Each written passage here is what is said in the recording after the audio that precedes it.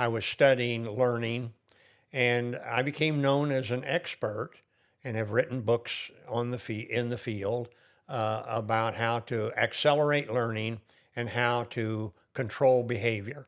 She gets up, she puts her hand on the door as she's leaving. She turns around, she says, Dr. Payne, she said, I appreciate you telling me that, but she says, you don't have to come and tell my dad how smart I am. I know I'm smart. See, because that's what we were doing with the Rubik's Cube. She learned she was smart, even though she come from an environment that they keep poking her in the eye, poking her in the eye. There's a difference between grit and perseverance. Okay, there's a difference. Now, I want you to think about this. There's a difference between scrimmage and practice. Yeah. Scrimmage, you do it over and over, you do it. But you don't necessarily get better. You might get better as a team, but you don't necessarily get better. Okay, but when you practice, and you practice correctly, you get better.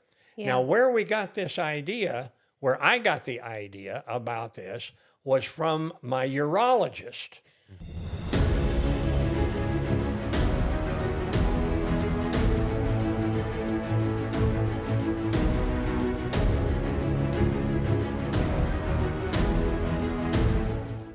But somebody's like, let me get a piece of that, Jim Payne. Like, it was one of their... Oh, it's from his book cover. He looked very professional, very darker hair, goatee. The little goatee. Yeah. Who was that? Was that Mimalet? Maybe. It was Maybe, yeah. We had one of our guests that was trying to break themselves off a piece of 30-year-old Jim Payne's. Yeah. that particular picture of me with the goatee, that actually was taken by a professional studio in Dodge City, Kansas. Heck yeah. I went to Dodge City Junior College, and that was taken there. And of course, Dodge City's a small town, and they put it in the front window, the big picture of it in the front window. Really? Yeah. And so it's a deer picture. It's got a lot of history to it. And of course, when I was in Dodge City, that's a strange, whether you know anything about Dodge City or not, it's the cowboy capital of the world. Yes. And what happened is... Dodge City in Kansas? Dodge City, Kansas. Dodge City, Oh, Kansas. I've been to Dodge City in Me Kansas. too, I used to work in the oil field. So like I've I worked near in the Dodge oil City. fields in Lyons, Kansas, but I went to Dodge City Junior College there, and I was, this is... side, it doesn't have anything to do with what we were going to talk about, but very quickly, I was there on a scholarship at the junior college, and part of the scholarship was housing, and the house was in the fire station. It was on the floor of the fire station. How cool. And back in those days, they didn't have a lot of the regulations, so if they went on a run that wasn't really a terrible run, sometimes they'd call them gas runs, and that would be like a person went to the filling station and they overfilled their tank and gas came out, they'd have to go wash it down. They would let me ride, so I got to slide down the pole, and I got to ride with them, and so it was a big deal. What a fun And thing. I mean, you can't pay for that experience. No, And, they won't let you. No, not anymore. I could lean out my window and drop a rock into Boot Hill. The Boot Hill is a famous, famous, and I just had a wonderful time there. That's it was just so a cool. wonderful time. Awesome. But that picture, that's where it came from. That's very cool. Well, your firehouse days. Exactly. And I want to thank you. Do well on your Tinder profile. No. and you've been to a lot of places and you've learned a lot throughout the years. And Cam, I'm sure he's mentioned this to you before, right? But we talked about grit before, and it was naturally about it, and how. And I showed you that scene from that movie Rocky, right? Like he's That's right.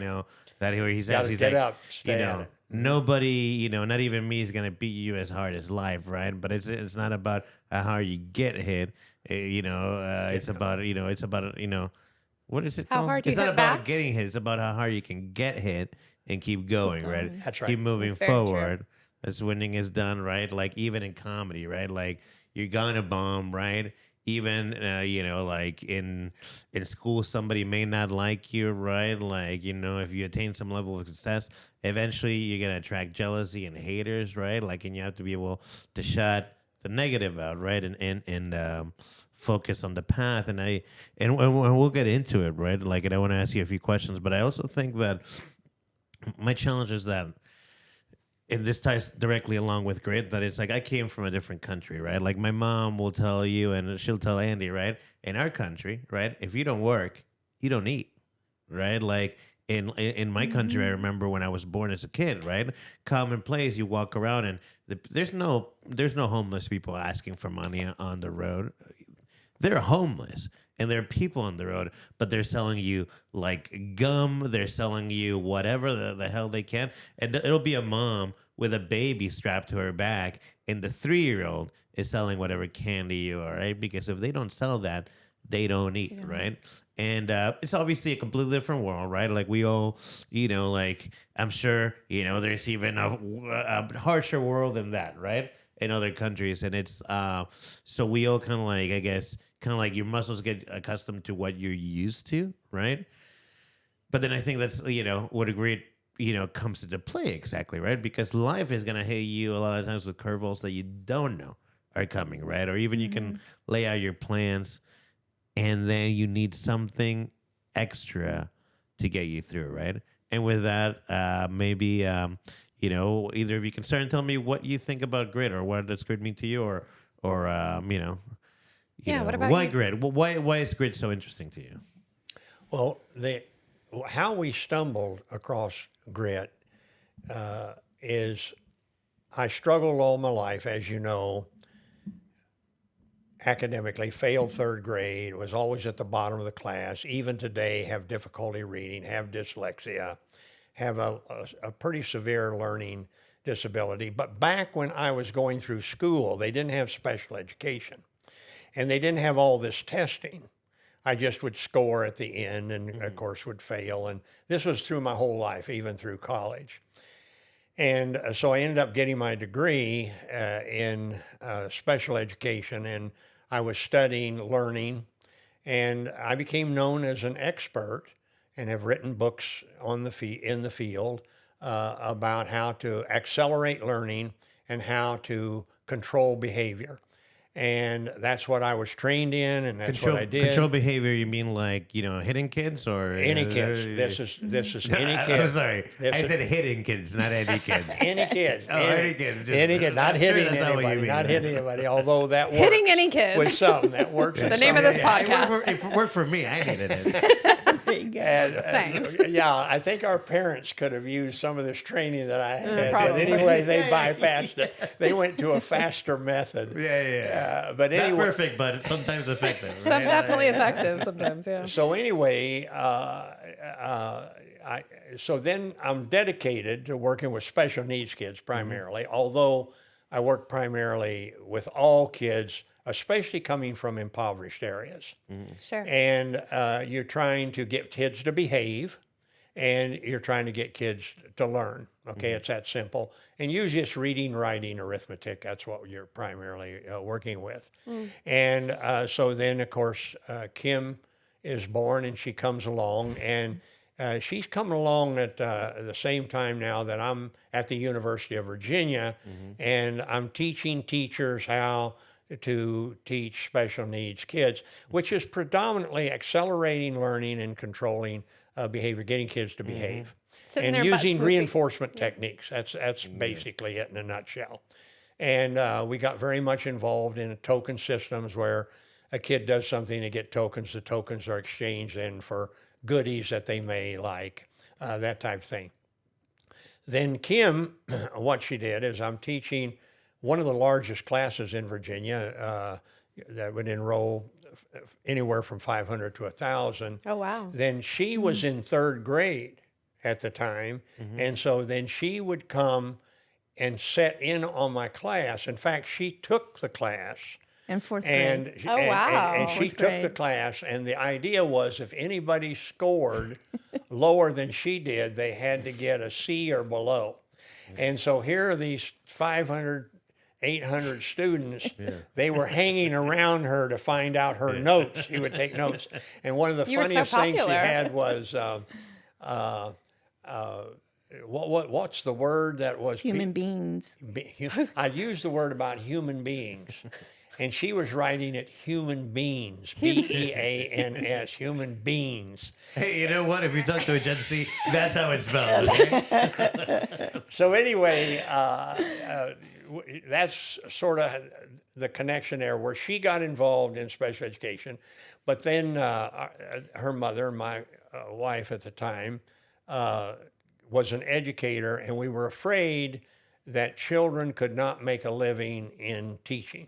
And so for her to go to college, it was agreed we would pay as long as she didn't get a degree in education. Oh. And so what happened is she gets her degree in business and why not education? She at the University of Virginia. I went Go to ahead. University of Virginia. I went to their undergrad business school. Double majored in finance and management. Oh, wow. But my mom put her foot down and said, you cannot go into education. You cannot make a living. You are a woman. You've got to be able to support yourself, and you can't support yourself as a teacher. Boom. That was that was that. Funny. The reason why I ask and what her rationale was because Andy has, very strong feelings about. I do have some very strong feelings about, going into teaching as a woman, because I don't think that it is really a career that you can support yourself in.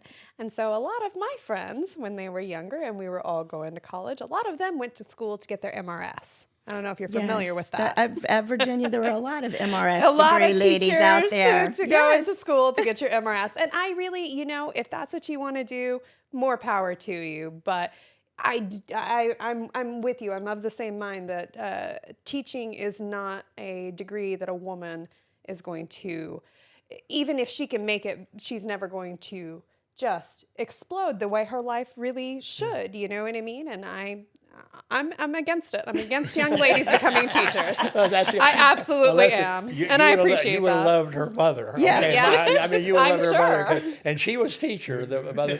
But here's the interesting I had thing. some tremendous teachers when I was a child, and I yeah. read something so interesting about you, that you loved school. Oh yeah, I love school, even though I failed. That you never played hooky, that you went every single day. This man went every day, even if he didn't. He could have blown it off and said, "Well, you're just mean, and I don't really care for this, so I'm not going to go and nuts to you." The interesting is that Kim, of course, she got into business. She was with corporate with an insurance company. She made money, and my wife passed away. You know what she does? She goes and gets her master's degree in education and starts teaching. Well, but she could afford Mama's to. not here to stop me. But the thing that happened, see, she could funny. afford to do it. She had the money, she could afford to do it. So then she's, teaching, and at that time she was teaching kindergarten, this type of thing. And so she would have special needs kids, and so I would come and diagnose the kids and then come up with different types of programs we would use. Tactics. And so that's how we got started. You guys are a team. We are. And then we kept going. And the way this ended up in Grit is we came to the conclusion that the kids were learning, but those that were falling behind, it really didn't have to do with the environment or the curriculum or the techniques. They just gave up because it was too hard. And so then about 6 years ago, Kim got the idea and gave it to me. What would happen if we just teach kids not to give up, to perseverate, to persevere? And then we came across the difference between perseverance and in grit, and then just get them to really grind down. And so then the last really 5 years, working with Kim and then me working with some of the other people, I've come to the conclusion we're doing a pretty good job with curriculum and presentation. The big problem is these kids sometimes when they're faced with a little adversity, they're faced with something a little difficult, they just give up. And it's not that they just give up in academics. they just give up sometimes in life. They just give up, period. And so then we hit upon the idea, well, how would we go about teaching it? And then actually it was Kim's idea to come up. Now, I had learned how to do the Rubik's Cube when it came out in the 1960s. And so then we got together and we developed The a original way video to game. teach the Rubik's Cube in the simplest way possible. And so we started teaching second and third graders of all levels, whether they were special needs or whether they were impoverished or whether they were gifted. I mean, everybody. And we found out that we had come up with a system that kids would hang with it and try hard for an entire year. Okay. wow. And so we haven't learned had- a lot in the process. We haven't had one kid give up that has been in the program That's that we've amazing. done, amazing. and we've had hundreds of kids. But that was the question: was can you teach grit? And that was the big question. And Angela Duckworth in her book Grit, when we read it, she talked about grit and the experiences that led her up to what grit is and how you can succeed.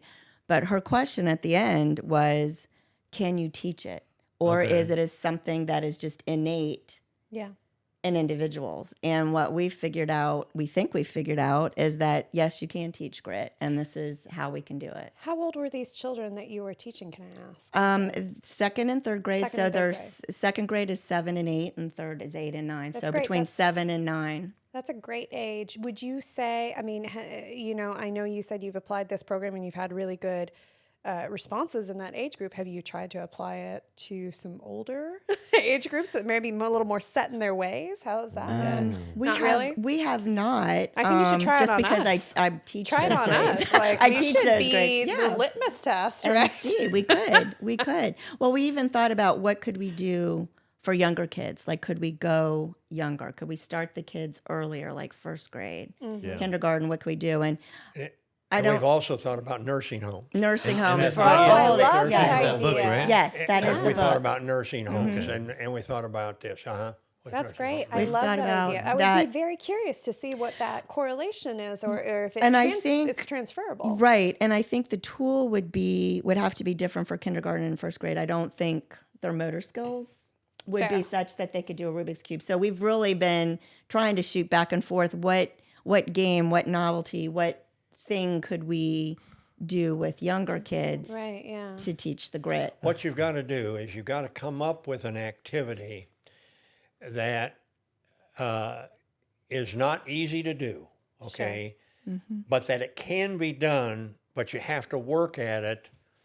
And the way we figured it out is if we take a complex skill and we can break it down into real small steps Yeah. so they can see themselves making progress.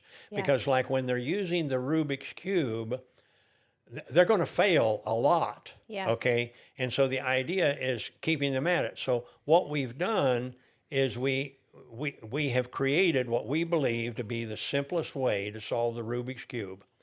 And what we've done is we've broken it down so that you have really teeny steps. So a kid, if they're gifted, they just blow right through it. Sure. Okay, if they're average, they struggle. If they're a little bit below average, they struggle more. Now, if they're special needs, having an intellectual challenge or maybe having a learning disability, maybe dyslexia, something along those lines, could be autism. Any of these things, what you're going to find is they're going to need some remediation, but they need to break that down so they can see that they are gaining a little bit. Yeah. And then when they see those little gains, they'll hang with you forever. In other words, they'll just keep going.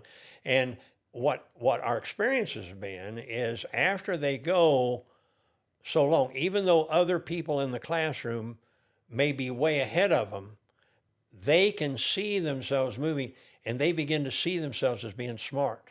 Yes. So even though we may have a special needs kid that is really struggling intellectually, they'll tell to us, I'm smart. Absolutely. I'm smart.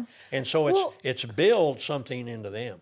Because they see those other kids probably, and they're like, I know that that kid's super smart, and I can do this too. Even if I don't do it as fast as them, I can do this too. We're the same. Last year, Kim had the most unusual class we've ever had. Okay, and these kids actually taught themselves. Tell them about how the slower kids, they would know that they're a certain level, and then they would go to the other kids that they knew how, without any teaching, Prompting? without any coaching, without any reinforcement. They just did it all on themselves. Yeah, this was just a great class. Luckily it was a small class. I only had 12 students last year, which Okay. you don't hear of No. anymore. But anyway, we got started teaching them the cube, and as Dad said, everybody was at different levels. And so a couple of my struggling readers would leave the classroom to go get services, and when they'd come back, so sometimes they would miss maybe the cube lesson or whatever. But what happened that was so great is my one student, she would come in and she would be at one point, at one level, and it was time for her to kind of go to the next step. Well, she would figure out who in the class was at that step. Yeah. And we had some morning time from 8 to 8:30 where the kids could just, Free time. I called it like a soft opening, get everybody going. Yeah, there you go. Right? Rolling Get start. everybody going. And she would go to that person and say, can you show me what I'm supposed to do next? Now, generally with kids this age, what will happen is that student will be like, sure, take the cube, give it, and then just give it back to them. But what we found was they literally were learning how to teach. So they were able to take what they were doing, and then, like you said, maybe that person struggled in math and knew whatever, but knew that I'm smart, I can do this, I'm going to show them, and would teach it. This is what you need to do, and not show them or not do it for them, but teach it. And what we found, that ended up all day long. So I also teach coding. We do block coding with my kids and robots and stuff. That's and a as they great were doing idea. that, it would be quiet. You'd hear click, click, click, click, click. You'd hear all this stuff. And then someone would be like, anybody on lesson 10? I can't figure out how to do lesson 10. And someone would be like, I know why you're stuck, and would go and sit and do it. I'm the teacher. I'm just watching everything go on. So it was a very unusual class, but what we found with this, and I think the cube was the key, is that they literally started teaching each other. Yeah. And even in math or whatever, they started realizing that they could go to each other and work with each other to succeed and to get better. I have a question. Go ahead. There'll be a range, okay? And of course, you'll have your special needs at the bottom, then you're going to have your gifted kids at the top. One of the interesting things was the Rubik's Cube people, which they operated, I can't remember whether it was out of Arizona or New Mexico, they heard about us. And they could not believe what we were doing, especially with special needs kids and also impoverished kids. Yeah. Here's what, and then they flew in to look at what we're doing. And now, since that time, the Rubik's Cube in the United States has been sold to another company. So we no longer have relationships with those people. But they flew in. They could not believe what we were doing. When they saw what was happening, they couldn't believe it. Here's why. Everybody that worked for Rubik's Cube was gifted. Every one of them. They're smarties. And what happened is they know that those people that buy the Rubik's Cube, that keep the Rubik's Cube, are gifted. Now, if you're not gifted, it ends up in the toy box, it ends up at Goodwill or whatever it is. Sure. And so here we were taking kids that have intellectual problems, challenges, taking kids that were behavior problems, taking kids that come from impoverished areas, and these kids had mastered the cube, okay? And they were second and third graders. I mean, it blew their mind as to what was going on. But some of the things that happened in this, like with Kim's class last year, okay, you had them teaching themselves, and then one kid comes up and he says, what's the inside of the cube look like? You know, what's going on? So we went and we bought a kit, okay? And you can buy these kits. They run you $30, $40, I think it is. But anyway, it's a kit. Kit comes together.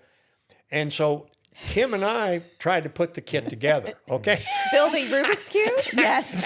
And you have a little teeny screws, Tiny screws, and little teeny screwdriver. screwdriver. gosh. I mean, if you've taken one of those things off, you know how hard it is to put it back on. Yep. And so Kim and I were at the kitchen table. We had the kit, and it took us a couple of hours. Yeah, I bet. And so we knew then what it was like.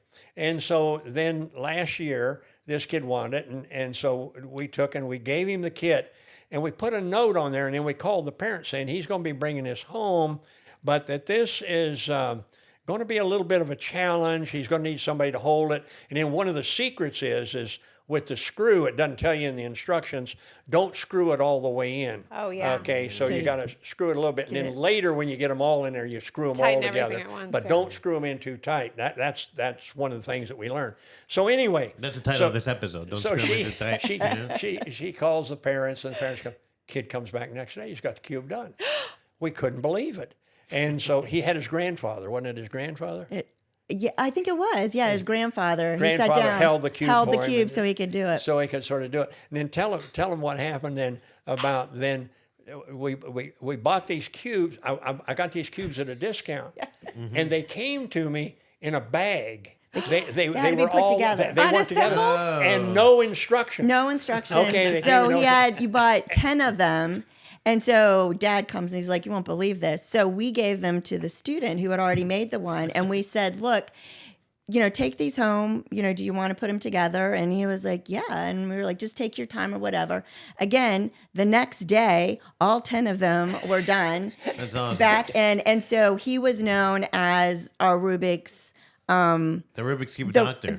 right, exactly. He's your the poster doctor. child for your. So the kids, we had I don't know how many cubes I have in my room, but they make mosaics too. So that's a whole nother thing. So we do That's mosaics. cool.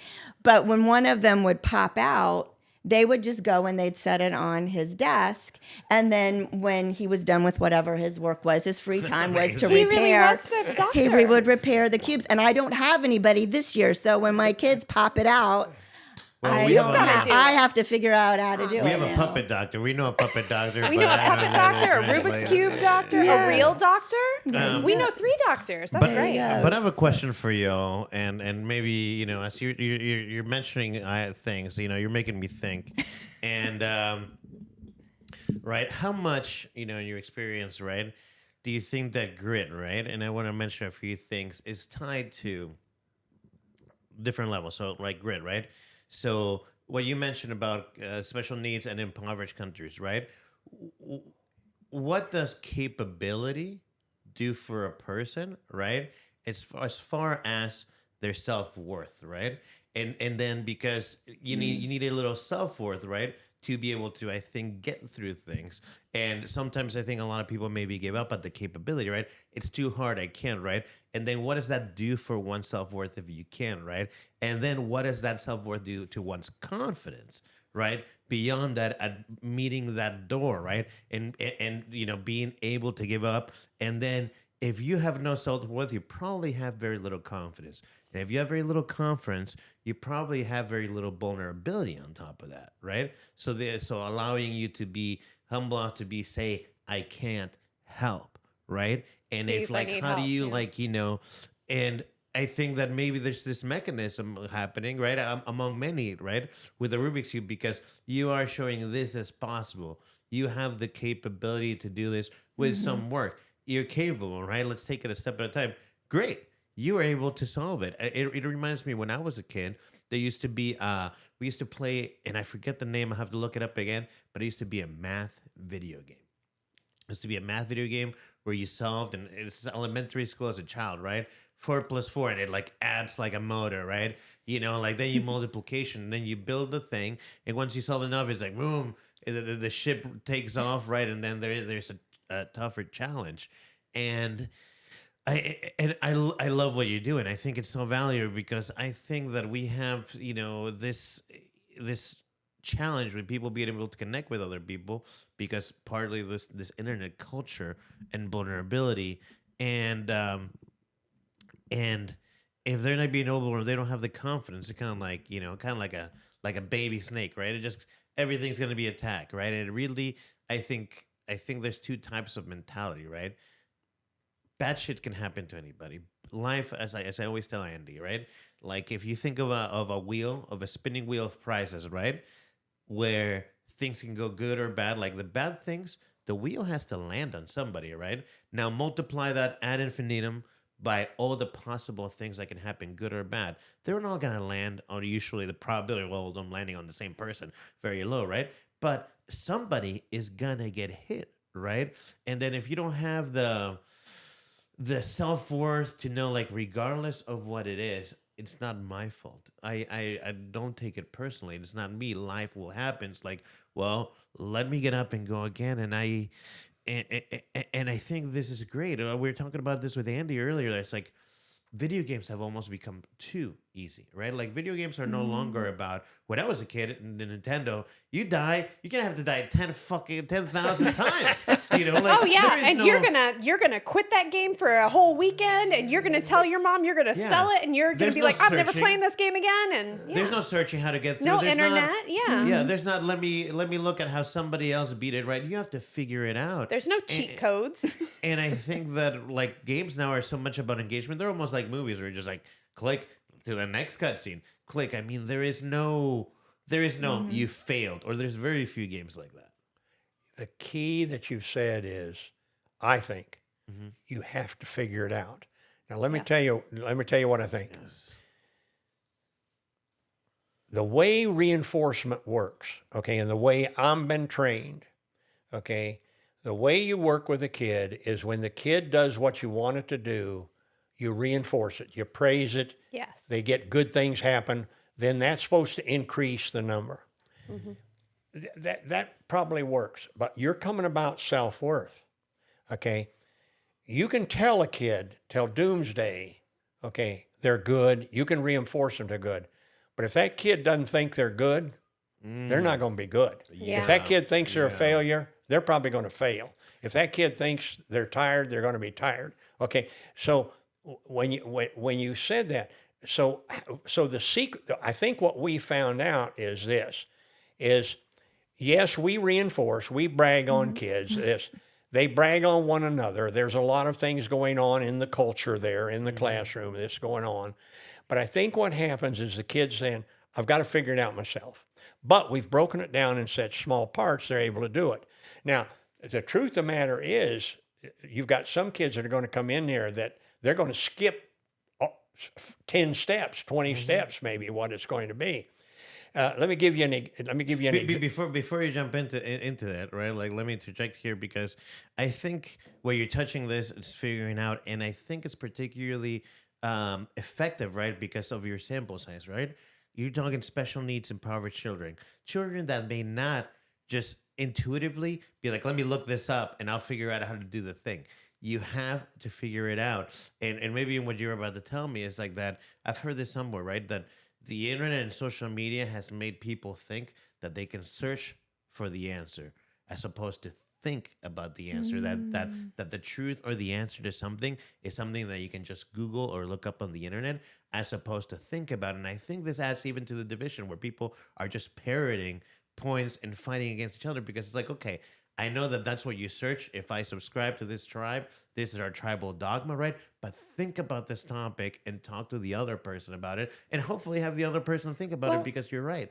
You have to think about these things if you're going to make any progress, at least in my opinion. So. Like with the Rubik's Cubes, you've broken it down into, this is why this mechanism creates this. And I think what Arturo is saying is basically like, people don't know why it works anymore. They might understand why they can pull this lever and X happen, but they don't know what the mechanism is happening between that lever and the result. You know, why does this happen? And you taught people to understand the why.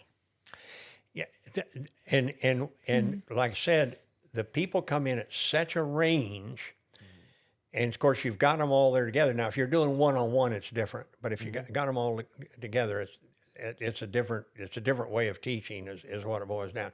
But let me give you an example about this, because this will really put it in perspective for you. Okay, the first step, okay, of the Rubik's Cube is you're going to make what's called a cross. They call it the white cross. Ooh. Oh, Okay, that's problematic. okay, but- that's the first. No matter where you go, I don't care whether you Google it, I don't care whether you go YouTube. Everybody's going to tell you this is the way it starts. So you're going to have the white cross here. All right. Now, the interesting thing is that this center die will always be the center every time. It's the center die center. So this die here will always be in the center, and things rotate around it. So it's like a hub.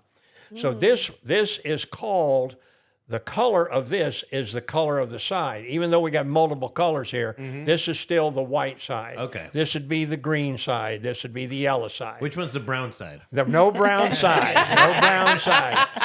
The other Just thing, like in life. the other thing that's interesting is that because of the way the thing's constructed, okay, this is the white side. The opposite of the white is always yellow. Okay, and then you have here the opposite of the red is always orange, and the opposite of the blue is green.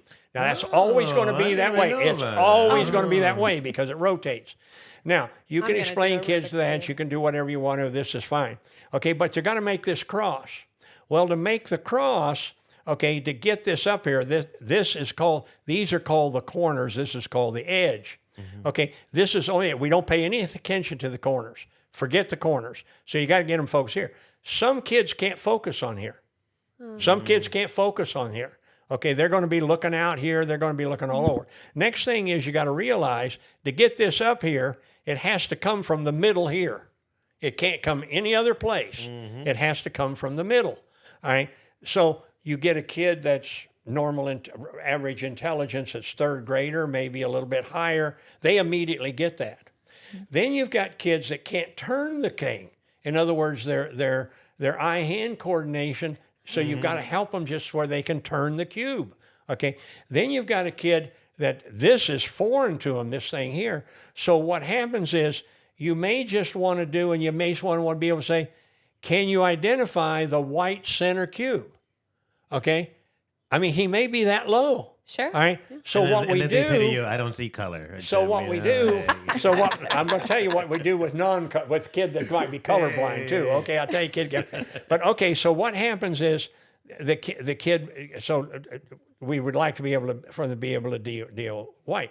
So what we do is we give them 10 cubes, roll them out, okay, and say, okay, set the cube down with the white center on top. Heck yeah, I You'll love have some that. kids that can't do that. Okay, that are really low. Sure. All right, and so we show them how to find it. They have to look around them. But the key that we have found that makes our system the simplest is they have to put the cube on a table. In other words, if you have this cube in your hands, it's more complicated than Okay. if I put it on the table. You can That's the see it, first yeah. thing we learned about dealing with kids that are severely involved. So you've got a bunch of kids out there, okay, kids that can't understand about the white, okay, you lay 10 cubes out there, you do it.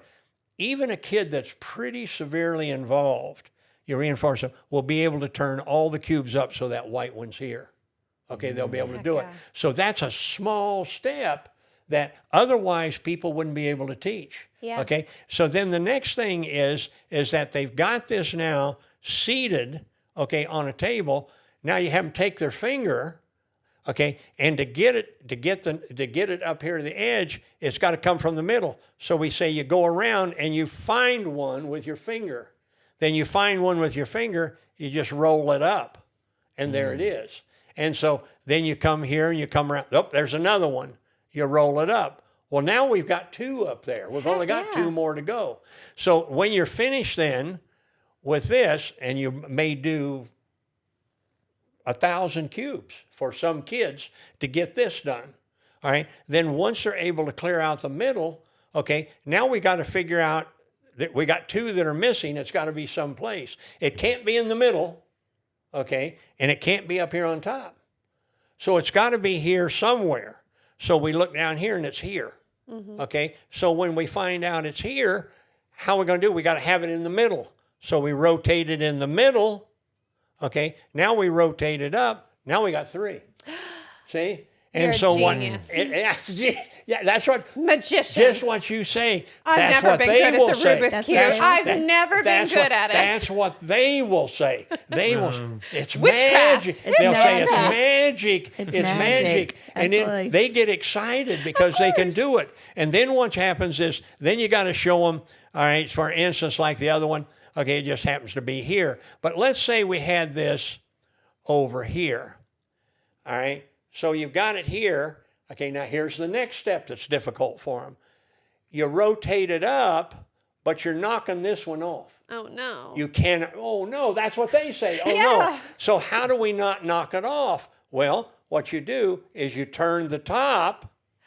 So this is not here. Oh And my then gosh. you got Will them you guys all. teach me how to You do got a them all. Rubik's And that's Cube? it. So you can see here we are, okay, in this group, okay, you take persons that are 4th and 5th graders of average intelligence, they're going to be able to learn this within 1,000 tries, easy.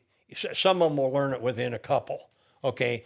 And a gifted kid, they're starting to go to the other side, okay? But anyway, so here's the thing that we learned, okay? Now, so you've got this cross, but what happens is you may not have it here, what they call oriented. In other words, it's in place, but we have to have it oriented. In other words, these colors has to jive, okay, with what is here. Mm-hmm. You go to any instruction manual, you go to YouTube, and they're going to fiddle around with that forever. Our grandson, Grant, he comes up and he says, you have what's called the non-thinking cross. You don't have to think about it. And so what he does is this. Now, I want you to watch what this is. This is really clever. Okay, so you can see it's pretty easy to do this, okay, with a kid. Now, with a kid that's special needs, it's harder, okay, granted. But you can get them to do this, okay? Yeah. You can get them to do this, okay? You may have to go 1,000, 2,000, 5,000, but they'll stick with you now. how do you They're going get to them to stick with stick you. with it? How do They're you going to get them- stick with you. They will? All right? Okay. They will. Because they They get will. excited. They get excited They get because they know, excited. first of all, they can get this up here on top. Okay, they know out of 1,000, And they see- always have and got they one. see other kids. I think that's it too, is because they see their peers Yeah. at all different levels can do it. Yeah. It's see encouraging. it's They can doable, do it too. And they're seeing progress. And what does that really do for, especially if you're talking special needs, right? Empowers for their feeling of capability, whereas they may not feel capable in many things like this world. I can't do so many things, but this I can do. It's hard, but I'm getting better at it.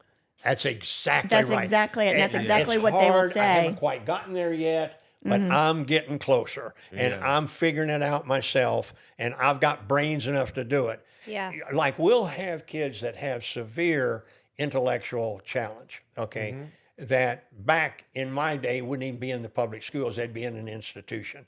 We've had kids that low, and what happens is they're at this level, and they'll turn to us, and other kids in the class, they'll have already completed the cube, and they'll turn to us and say, boy, well, I'm smart. Because, see, they know they were able to do it on their own, and they were able to do it. So you've got them here, okay? The next big step, other people, what they're telling you, and this is where Grant come up. Okay, now I want you to watch it. This is called the non-thinking cross. Yeah. Okay, all I'm going to do is I'm going to take each side and I'm going to turn it to the bottom. Now watch me. I'm going to turn this to the bottom. I'm going to turn this to the bottom. I'm going to turn this to the bottom, and I'm going to turn this one to the bottom. Okay, in other words, I've taken those 4 white and I put them on the bottom. Now when I turn it over, it makes a daisy. Okay, Oh, it how makes a daisy. cute. So now we take the daisy. All right, now we're going to rotate the top. Okay, I put my finger, okay, on this blue one. I'm going to rotate it until it matches blue. Then I turn it around. Now I take this next one, okay, this orange. I'm going to rotate it to where it's orange, and I'm going to turn it around. And I'm going to do the same thing with the green. It's already lined up. I turn it around, and then what happens? I turn it around. The red, I turn it around. Now what happens? I turn the cube over. It's not only a cross, it's oriented. Now get this now. Oh, it That is. is step one, Oh my gosh. and there's only 5 steps to solving the cube. You're Yeah. insane. So, Step what Okay. I've- one. Yeah.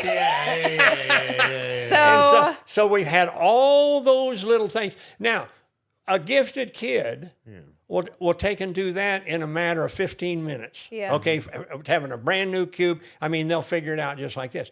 An average kid might take a little bit longer, okay, with a little bit of instruction, this type of thing. Special needs kids going to take a lot longer. But the point is we've broken it down in such small steps that they know what they're doing. In other words, they have figured it out. you If have we these- haven't figured it out for them, they have figured it out. Do you have these like steps, right? Like showing how to put that together and all that steps in a video on YouTube? What's the big Not on challenge YouTube. was? You want to talk to them Well, about the we should video? talk You want to about talk to them that, about yeah. We have a manual that he wrote that's broke down for the kids, but he also did video clips for each step. Oh And my so gosh, we you have the should. video clips. And so how I start with the kids is we watch the video clips. I love that. One at a time and then reinforce it. And when dad is able to come to my classroom, he'll meet with them individually Yeah. and they kind of get like a little one-on-one. Yeah. But this year, he hasn't had a chance to come see the kids. So my kids know Mr. Payne from the videos. Yeah. Papa Payne. They know Mr. Payne from the videos. And what my dad and I were talking actually last night about it is what was different between the class last year and this year is one, he hasn't come in on one-on-one. And what he was able to do was when any of my kids were ready for the next step or the next, move, he was able to work with them one-on-one to That's get so the move great. and go. This year we haven't had that. So last year we had kids all over the gamut. The layer that he was just showing you, middle layer, bottom layer, mastering the cube, whatever. They were all at different levels. This year, we've been going through the videos as a class, and then they are practicing on their own, or I'll try to pull them back as a little group, and we work on it. So what I have is I don't have kids here and here, but we're all kind of at the same level. Oh, that's so we're so cool. all at the middle level right That's now, great. getting ready to solve the bottom layer, which is the last step. Two last steps. 2 steps are Last the 2 bottom steps. layer. So I think if I can keep going, we'll keep going till the end. I may have more kids who can master it than last year, just because Yeah, just man, because of that's that. I don't know. We'll awesome. We'll see. But it is interesting that they're able to take what the video clip, what he shows, and they're able to apply it. But it's more of them, what you're saying, they're having to figure it out then because they're watching what he's doing on the Wow, yeah. video. I just right? learned so much from watching you do that. Just Right. now. Just on that. But they do get excited. It's like they're ready for the next thing. They're like, well, what about this? And I was like, we need to watch the next video. We watch the next video. And it's these huge aha moments for these They're making kids. It's connections, like, yeah.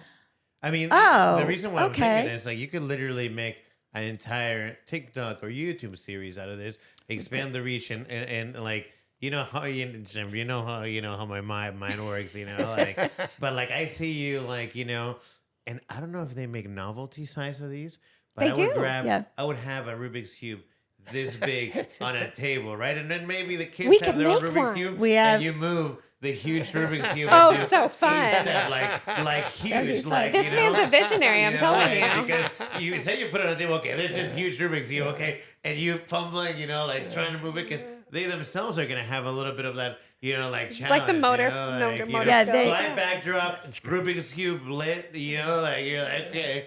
I Step think one that's is so like, fun. this We is have difficult. there's You know? all different novelty ones. Even last year we got them started, and at Christmas, I mean, this became a family thing. So dad had this really neat idea. We had it in a box. He had a little note on it. This is how you open the box. Then you need to show somebody at home what you know about the cube. We got emails, calls from parents that this has become a family thing. They come home at dinner, they talk about it. They're teaching their older brother or sister how to solve the cube because they didn't know how to solve it. So all of this is going on, but all these other novelties that you're talking about, a 2x2, a 5x5, all these other ones, these kids at Christmas, we literally had to have a show and tell. In January, when dad came one day, they all brought in everything that they got Yeah. at Christmas. There's some that are now Bluetooth Yeah. that you have an app Yeah. That's so cool. and you can do it and it will time you how fast you can solve. I love this timing thing. I would do like a skit, right? You get like 3 comics. I was gonna and say be like- comics, but yeah. wait, you get 3 comics, and it's like, okay, can you solve the cube? But guess what? Here's the kicker. Every like 10 minutes, they have to drink a beer, right? You know, like, it's like, and all of a sudden, like, right. I love that. You could be the moderator, Jim. And then whoever lands first, okay, they're on. But if one of the comics lands first, then it switches to shots. You know, like Or whoever finishes first has to go up and do a set. Oh yeah, I love it. I'm thinking about it. Anyway. Talk about Great that. idea, baby. Yeah, shut up. I had a kid I'll do it on my own with blackjack and hookers. There you go. had a kid come in. He was a little bit below average, and they went home for Christmas. And I was down there, and he was going along like everybody else. He was real happy, everything going on.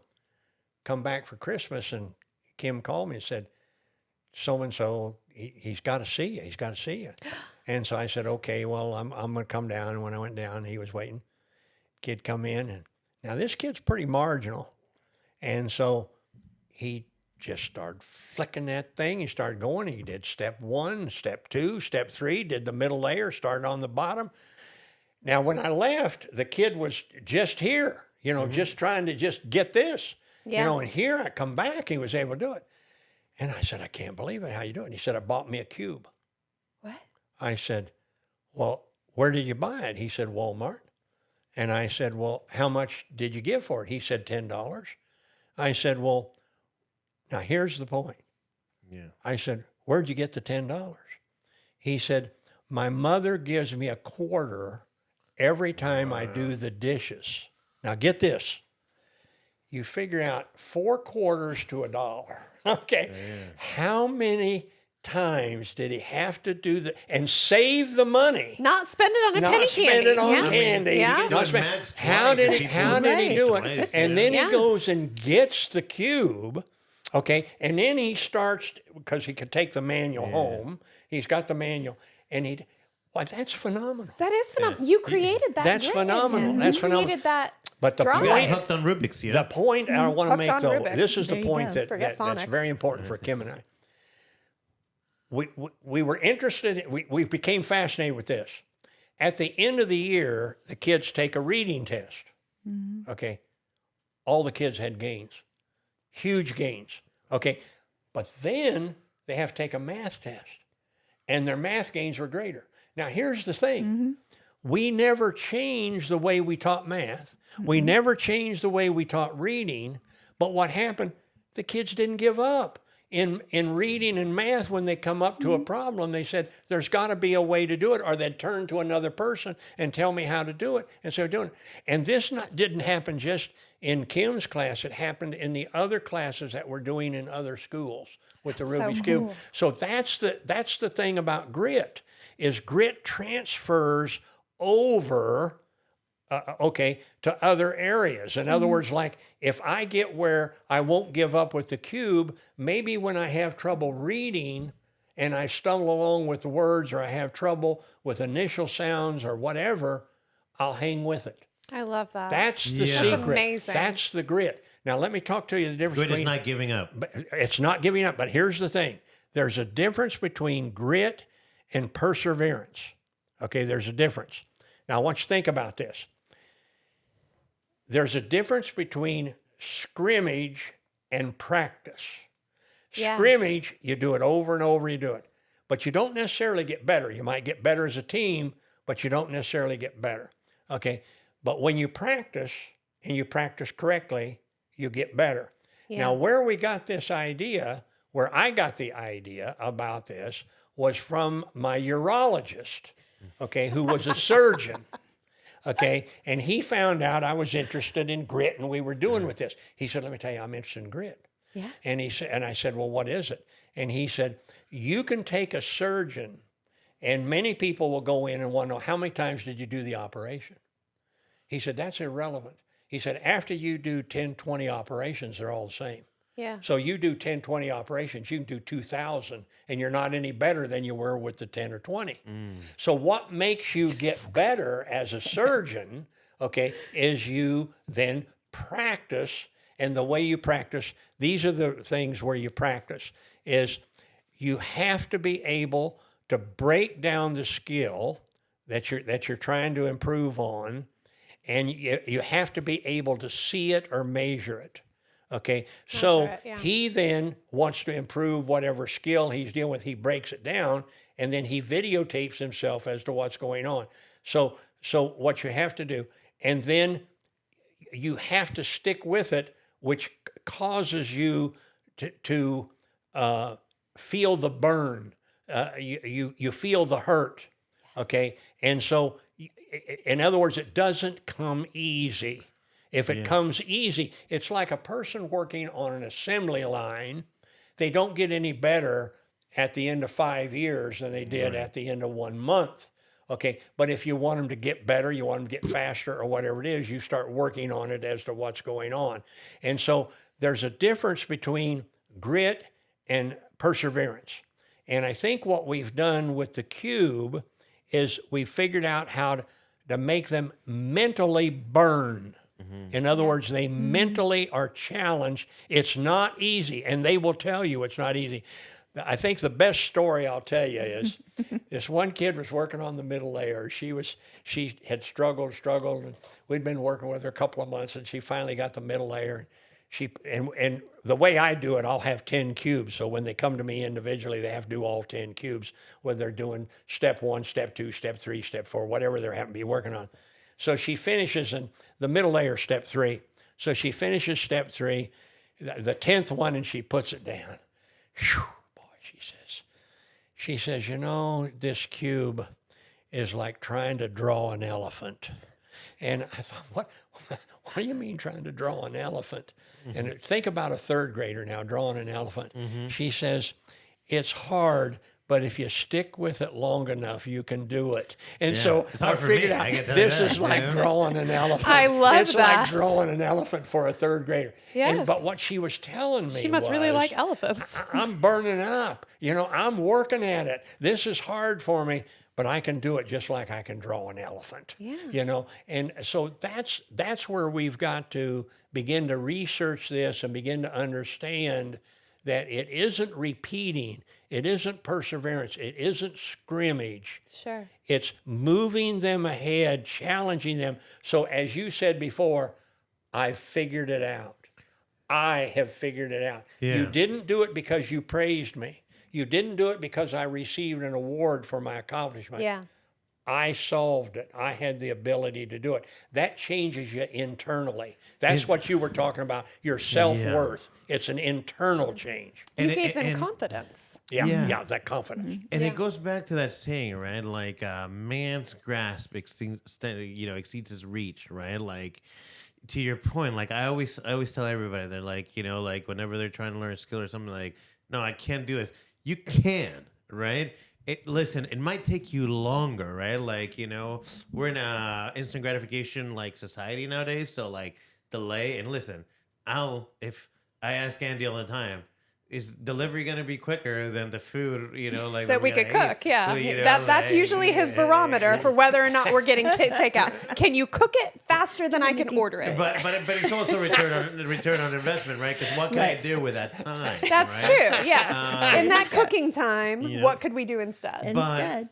But it's almost like you know, like to your point, sticking with it, and I think that you know, like ingrained and being raised to that is critical, because I worry, and I see it so much where it's like, you know, like it's, you know, like we only prepare to the things that we were ready for, and if we don't, okay, well, I failed. And it's like when I was a kid, right? I was a mathlete when I was a kid, right? Like, but I've never been very good at following within the lines or the margins, right? So my math notebooks look like complete dog shit, right?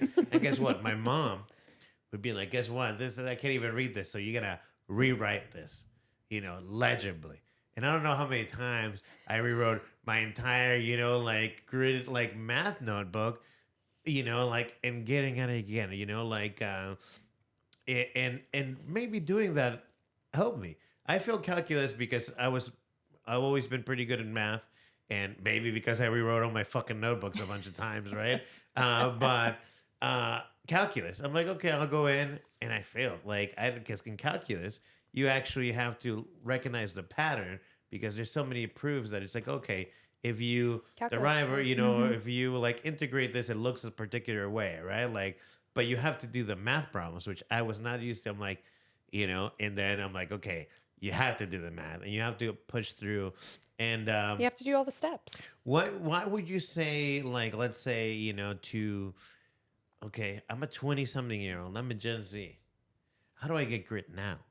I did not get this instilled. You didn't have the Rubik's Cubes. Like, what do I do? Because it seems like, I fear that with grit, even with grit, let's say we're in a tougher situation. We're in a country where our rights are being taken away. It takes grit to fight against that, right? Sure. It takes grit to be like, no, I'm not just gonna follow the group, right? And especially in this kind of like group think, like, I like the other day I make an argument. It's like, America was very individual, right? We care about the group and we take care of each other, right? But I see a societal shift where it's like, fuck the individual. It's only about the group. But the argument always comes down to this. I try to go to first principles. How do you form a group? 2 individuals, right? And those individuals have to agree to the rules of the group. Otherwise, you have no group. Otherwise, goodbye. We're never forming, right? So it is within that individual that forms the group. Now, once you come into an accord in the group, right, we have certain norms that we subscribe to and whatnot, right? But I feel like right now it's have you ever seen the video How to Start a Movement? No. Okay, so it seems like, and this will be directly to grit, that people are afraid to stick out. People are afraid to go out alone, And I remember I watched this video in high school, right? And here it is. Here, let me put it up on the screen. Here, let me go. Let me know when you can see it. Oh, fucking ad. We'll skip Everything. that. They nickel and dime me with everything nowadays. Here we go. They sure do. This is a video. Here we go. How to start a movement. The guts to... First, of course, a leader needs the guts to stand out and be ridiculed. Just dancing What by would yourself. happen, start to finish in under 3 minutes and dissect some lessons from it. Yeah. First, of course, just person by a leader themselves, needs the right? guts to Just stand dancing. out and be ridiculed. Be ridiculed, right? You have to be able to go and see something. Even if everybody's telling you that you're wrong, right? Let's say, put it against, like, let's go back to slavery, right? No, this is your place. No. Why? Like, it's scary to go it alone, right? And, like, that's maybe a But drastic what he's thing, doing right? is so easy to follow. So here's his first follower with a crucial role. He's going to show everyone else how to follow. Now notice that the leader embraces him as an equal. So now it's not about the leader anymore. It's about them, plural. Now there he is calling to his friends. Now if you notice that the first follower is actually an underestimated form of leadership in itself. It takes guts to stand out like that. The first follower is what transforms a lone nut into a leader. A lone nut. Right? Because then... It's true. So a nut, it's not 2 nuts. 3 is a crowd, and a crowd is news. So a movement must be public. It's important to show not just the leader, but the followers, because you find that new followers emulate the followers, not the leader. Now here come 2 more people, and immediately after, 3 more people. Oh, Now wow. we've got momentum. This is the tipping point. Now we've got Oh, wow. That's a whole crowd. So, There was nobody as more dancing. people join in, it's less risky. So those that were sitting on the fence before now have no reason not to. They won't stand out, they won't be ridiculed, but they will be part of the in crowd if they hurry. So If they hurry. And they are hurrying. Look at them. would prefer to stick with the crowd because eventually they would be ridiculed for not joining in. And that's how you make a movement. But I love that. Isn't that's a great. That's good. Example, yeah. Really good. You know, and it's and I think it takes grit and it takes being able to like, to your point, perseverance. Like, oh, I'm gonna persevere. Let's say I want to be a boxer, right? But what about when you persevere and you get the beat the living daylights out of you, and Yeah. you're in the hospital, you have to heal. To get back in that boxing ring, I think it takes grit, right? It's not Absolutely, just yeah. persevere, because you persevere is the thing, all things going. But I think you have to be ready to do all the right things, and things still go wrong. And even if they do, okay, fuck, that's life. You know, Yeah. like I move still want forward. this. Like I'll tell you one thing that happened to me, and I don't know if I told you this before. When I met Andy, I used to be a geologist, right? I used to work in the oil field. And I stopped working in the oil field because I don't know if you remember 2013, 2014, the oil field crashed. Oil went from like 150 or something to below $50 a barrel, which means that layoffs, right? And I continued to get jobs, you know, like and moving and whatnot, right? But it is one of those things where it's like I had done nothing wrong. Like I'd followed my career, I was doing a good job, and life happened, right? And I think a lot of people were displaced against it, right? And it's like, well, to your point, Jim, that you made, right? Like, well, if I can't read anymore, I'm gonna have to learn to tap dance or something. That's right. And I had That's to right. pivot, right? Like because it is like, okay, grit. I think is not only that; it's also being able to deal with life's challenges as they come. Because I think you learn more about yourself when you're doing something new, and something tough. I think Joe Rogan talked this about the time. You have to. We live in a sanitized world. Like, what is? Imagine what the human experience has been up until the Industrial Revolution. You know, it was nothing but grit. It was nothing but tough living conditions. It was nothing Yeah. but trying to stay alive, trying to persevere, trying to make something. And I love what you do it because I think we've lost something along the way. You know, like, and I feel like we are so sometimes self-centered that we think civilizations of the past, fucking idiots, you know, back in the day, that we don't realize that they were just as intelligent as we are right now. Absolutely. Maybe not with the technology, right? But they all went away for some reason, right? Like, and it said, this life becomes so easy and superfluous and busy that we forget what it's like to be human and what it takes to continue being human. I don't know. So what I love is what it is. I mean, like, that's what we do. This podcast, how we do Casa, I think. And the reason why I started comedy is because, yeah, I love making people laugh like any comic, but I want them to think. I want them to think about those uncomfortable things. It's like, you know what? Let me just search for the answer, right? No, think about the answer, right? Like, because how do you get to the answer? Otherwise, you're just becoming copies. You're no longer being individual. You're no longer being thing. Tell me, if you and I disagree, how do you get new ideas if people don't have the grit and the perseverance and the courage to go out there and find them, right? When Yeah. when all the ideas that you search for don't give you the answer that you need or that feels right. I don't know. Yeah. Well, it's interesting. I'm sorry. Go ahead, Jim. Sorry, I didn't mean to break you off. No, Well, no, go ahead. I think it's so interesting, you know, kind of piggybacking on what Arturo has said and, you know, looking for those answers, but things that I have noticed about you and things that I've read about you and conversations that we've had, what I have noticed very wholly about you is that you had a lot of help along the way. You had a lot of people that said, you should stick to this and you can do this. And now I see that, you know, transferred in what you're doing for these children. And in my personal life, in my experience, what I have found is that what people really respond to is when you help to give them that confidence that, hey, you can do this. I'm this one person and I believe in you. And it's okay if you fall down. I don't think it's funny. And I'm not going to laugh at you. And I'm not going to think that you're stupid. I'm going to pick you up and I'm going to say, you did a really good job. And we're going to do it again. And we'll just do it again and again and again until you get this. And that help of those people within your lives, I think we don't always realize it as we become adults.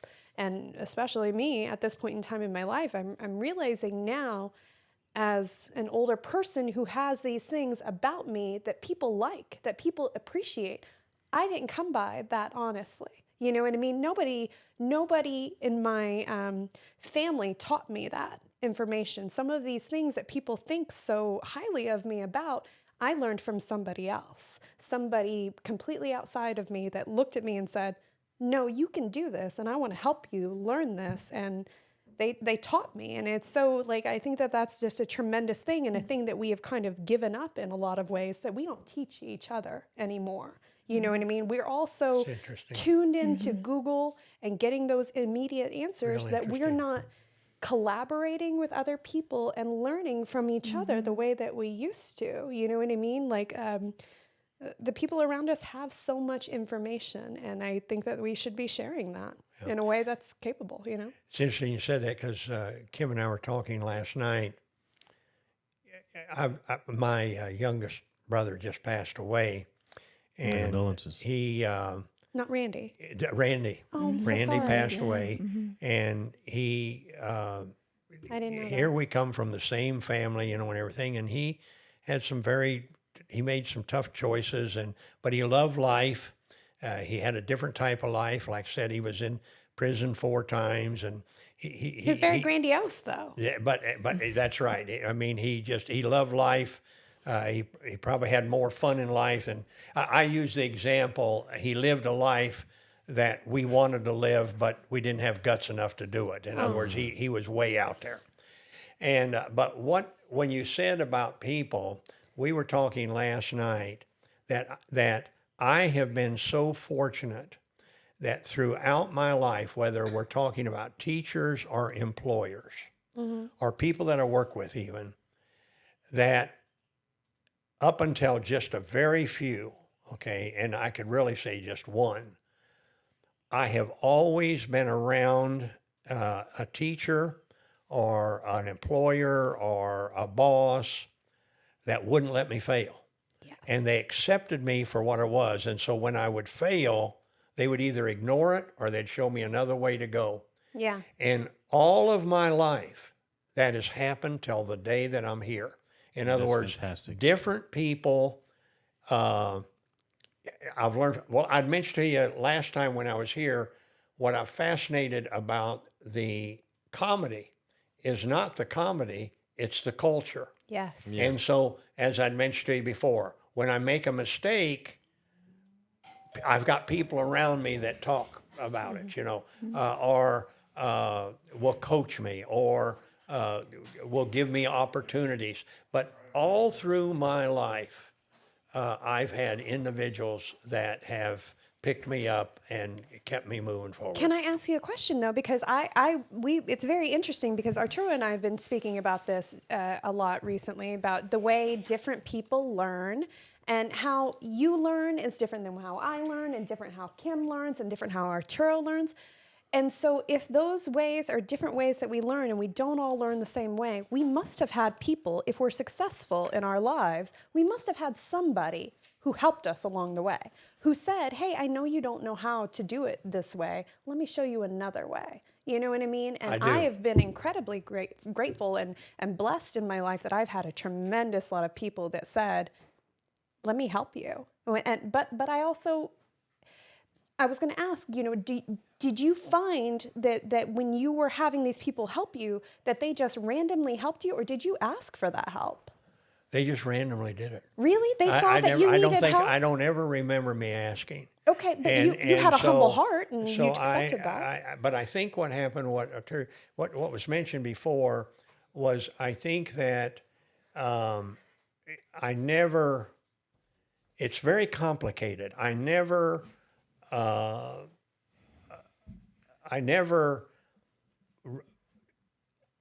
even though I would be failing in everything, I never saw myself as a failure. I love that. But I think it was because the people that I was surrounded myself with, they just didn't. And I think as Kim was growing up, she had the same thing. She had teachers. I remember though, but you can have bad teachers that you can learn third from. grade For teacher. instance, I know her. I think it was the kindergarten teacher that she had, and then she went to first grade. Her first grade teacher was the beauty queen of Florida, and so we went to the Parent Teachers Association, and this place was just gorgeous. And I said to Kim, I said, "Oh my gosh, you're so fortunate." Oh, and she said, "Yeah," but she said, and named her kindergarten teacher, I think it was. And I said, and her kindergarten teacher, no, it was her kindergarten teacher. And I said, "Yeah," but I said, "So and so, her first grade teacher, about how you," and she says, how what she looked like and everything. And she says, "Yeah," but she says, Mrs. named her first grade, named her kindergarten teacher, says, "But she was beautiful." See, she was beautiful. Yeah. Yeah, this teacher's great, Yeah. but this teacher was beautiful. Yeah, So yeah, that kindergarten, Let's hope she got her MRS degree. Well, she certainly got it, because she can't support herself as a woman, as a teacher. Beautiful. Well, you were out telling him he didn't. It's interesting that he said he never asked for help, but being his daughter and watching him, and what I learned from him is that if things didn't go the way you wanted to, or failing, he didn't see it as failure. He saw it as a learning experience, as I a love learning that, tool. yeah. And I Yeah. think for me, watching him, all of his things that he's done in his life, and he tried this, or he started this, and he moved on. And if he stumbled, it was, okay, well, next time, this is what I'm going to do. And I think, watching him now doing comedy, I thought last night he did great. He's like, well, I wasn't as good as I wanted to be, or whatever, Jim does whatever. great. He has he has these stories that it's like, oh, there's so much subtext to them that I love them. Like I told you, they're so that great. dog went about voting or whatever, and we thought, well, what about these dogs? But listen, I would love to have you both like as many times, Jim. I think you have so much wealth. But We are favorite guests. we've gone over an hour and a half, so let me, I think we're good. no, time flies. Whatever. Like last time Jim was Really? here, we were for like 2.5 hours. 2.5 hours. We Right? didn't even know. We were, They didn't even and know. let me We tell you what I went. came in to talk about. We didn't end up talking about. We were talking about the galaxy, and we were talking about a lot of But stuff. the thing of it is that But- like what you guys have created is you have learned how to teach grit, which is what our question was. And that's what I'd like to wrap up with. It's like, okay, and we'll start with Kim Payne and Jim Payne. I love great. the rhyme. The dynamic duo. I like to with what you were mentioning, Kim. Like if you had to wrap up in a short like sentence or paragraph, the pressure. What is grit to you? What is grit to me? Oh, that's a really good question. Yeah. I There are no wrong answers here. Right. Discuss No, the I things. Positive just- I thinking, think- no wrong No, it's answers. good. I think grit for me is just never giving up.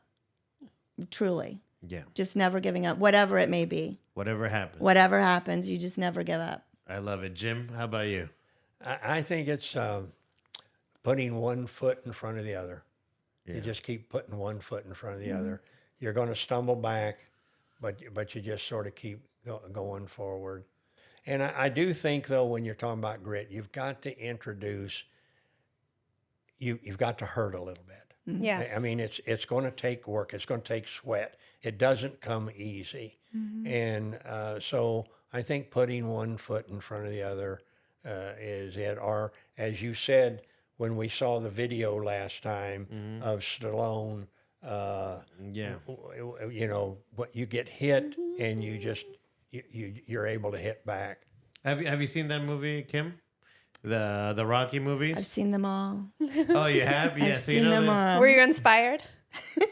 Well, he's got he's got one scene where he's like, you're a great kid, but at some point something happened to you. You let somebody put a finger in your face and tell you that you're not good enough. And he's like, you can blame him or her or whoever for anybody, but nobody is gonna hit you as hard as life.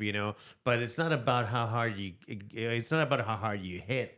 It's about how hard you get hit and keep getting up. It's how much pain you can take and keep moving forward.